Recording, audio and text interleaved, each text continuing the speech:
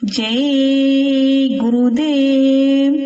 भक्तों के साथ दुनिया हमेशा से जुल्म करती रही है, जैसा कि पलटू साहब ने इस कड़ी में कहा है। पलटू नाहक भुगता जोगी देखे स्वान, जंत भक्त से बैर है चारों जुग परमान। संत साधु महात्मा और भक्त जनों को दुनिया ने हमेशा तंग किया, हर तरह से उनको तकलीफ दी और दुनियादार बराबर इस बात का चलन करते हैं कि जिसमें सच्चे परमार्थ की युक्ति प्रकट न होने पावे।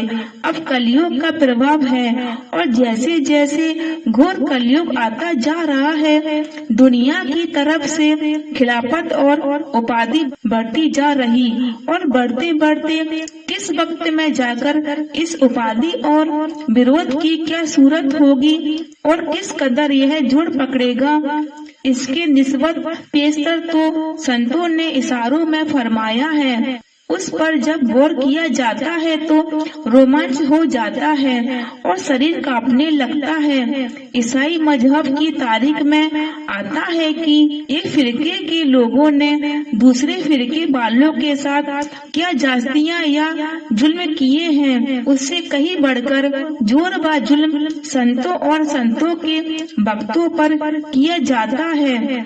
जो सच्चा भक्त और परमार्थी होगा वही उनको बर्दाश्त कर सकेगा और भक्ति और परमार्थ के रास्ते में डगमगाएगा नहीं।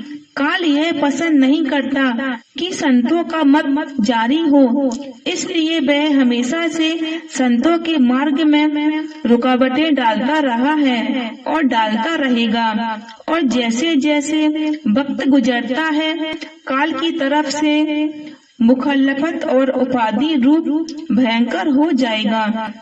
जब पहले पहल संत यहाँ पधारे थे, उस वक्त उनके और उनके भक्तों और सेवकों के पीछे छुआछूत और जात बिरादरी और घर वालों वगैरह की तरफ की उपाधि थी।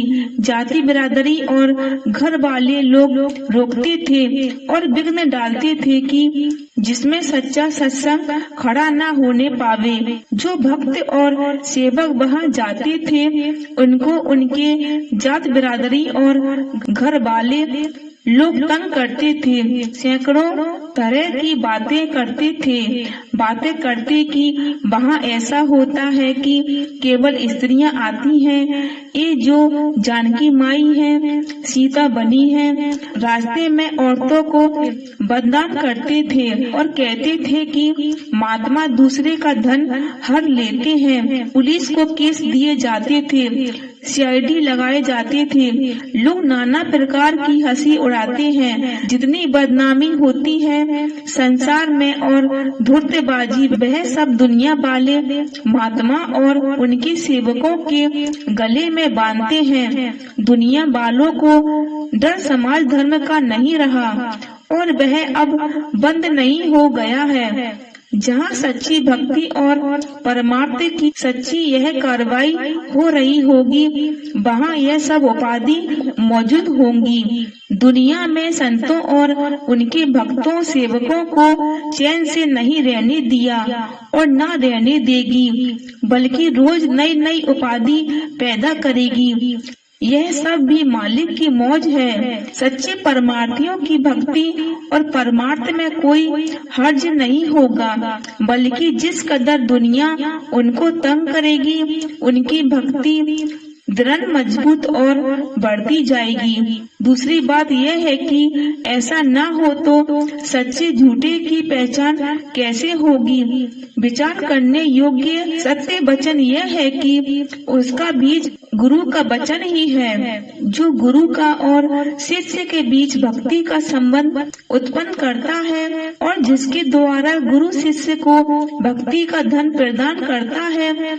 यदि वचन की पाबंदी न हो तो गुरु संगत में रहता हुआ भी शिष्य उनके लाभ से खाली रह जाता है और गुरु के वचन का पालन करने वाला दूर रहकर भी रंग जाता है। इसलिए गुरु की आज्ञा अनुसार कर्म करना गुरु भक्तों का प्रथम और उत्तम धर्म है, क्योंकि जिसको गुरु के वचनों में विश्वास नहीं, उसको यह लोक और परलोक दोनों दुख रूप में बने रहते हैं।